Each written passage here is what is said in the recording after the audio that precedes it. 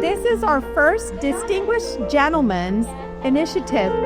So today we are honoring our Distinguished Gentlemen, which is a group of young 5th grade boys. They have gone through 5 weeks of lessons through this very prestigious and first ever annual Distinguished Gentlemen's Initiative.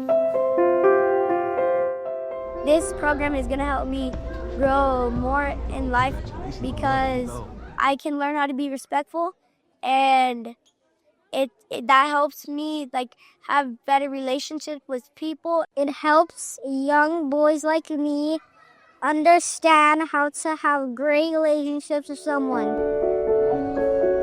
Me being a distinguished gentleman means a lot to me. It means that I'm nice, respectful, and that I care for everybody. We are very proud of all our students that went through this program. All our distinguished gentlemen are role models now for all of our other students. And this is an initiative that we hope to continue here at Dr. Margo Elementary.